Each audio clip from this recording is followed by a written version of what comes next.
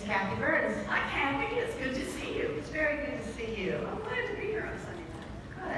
Good. My question is, when you talk about corporate corruption Yes. and how we need to tackle that in order to tackle some of the other really pressing issues, my concern is about climate. We really can't wait to tackle corporate corruption first. So, what will you do day one? Will you declare a climate emergency? Will you pull out all the stops and give a World War II effort to tackling something that threatens all of us? So, yes, let's start on climate.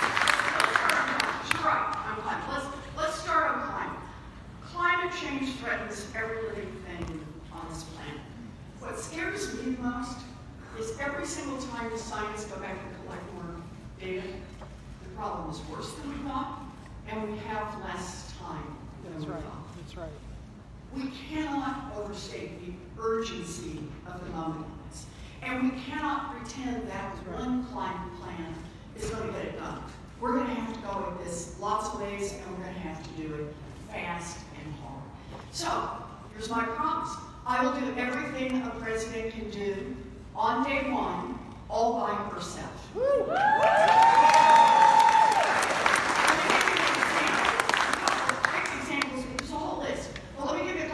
Examples. No new mining or drilling on federal lands or offshore.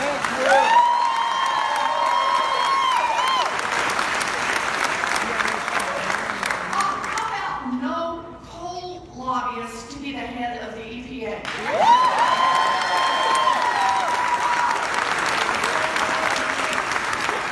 And that takes me to an important place that I want to be. It's a point that Jay Inslee made really strongly in this presidential race, and that he and I have had a lot of time to talk about. And that is, we need to be willing to pick up the regulatory tools. Yeah. We're not going to do all this by just putting money on the table. You've got to be willing to pick up the regulatory tools.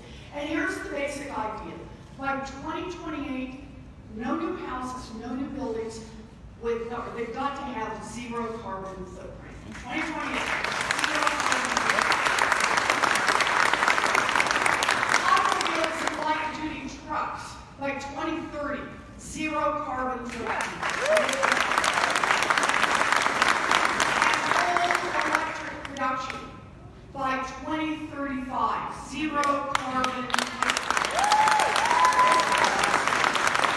Those three industries are responsible for 70% of our carbon footprint here in America. We can make an extraordinary difference by being willing to regulate.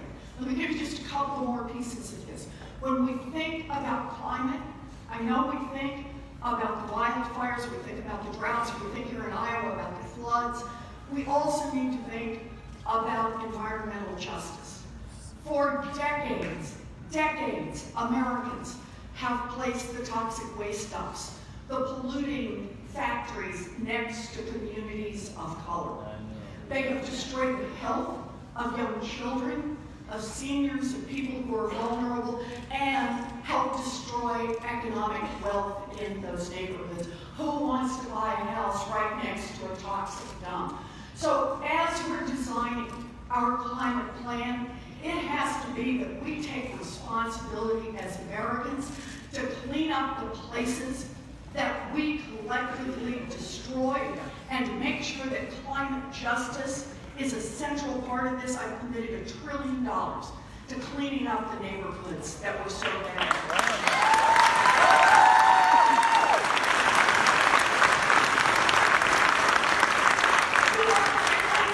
It's not enough to think of climate and only think of the land.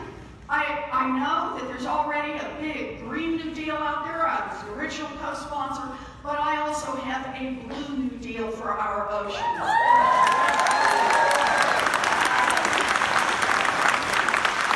And one last one, I know, never ask a woman who's got plans about it.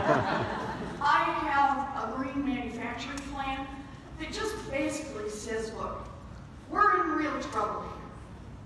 What's our best path out of this? What is the best chance that we're going to have a planet that survives through this next 100 years and the next 100 years and the next 100 years? And I want to see something. here that is really controversial in Washington. I believe in science.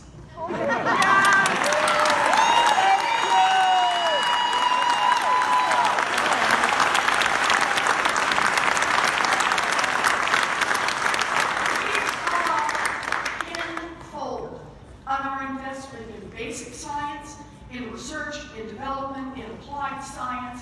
We need it at our universities across the country, not just on the coasts. We need to make this investment. Here comes the best part. I got a plan. So we're going to put taxpayer dollars into this research. And then whatever it yields about clean energy, cleaning carbon out of the air and the water, desalinization, we say anybody can build from it. You don't have to worry about patents, but you got to build it right here in the United States of America.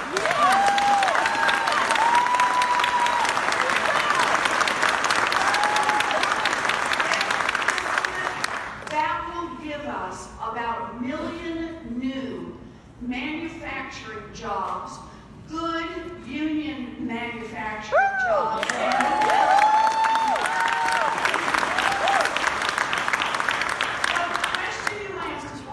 So much about corruption. And here's the deal I want you all to understand. Anybody who comes to you and says, I'm all in on climate, but doesn't understand the corruption part of this, doesn't talk about the fact that the oil industry is still being subsidized in Washington, doesn't understand the lobbyists who are still calling the shots, is not serious about change.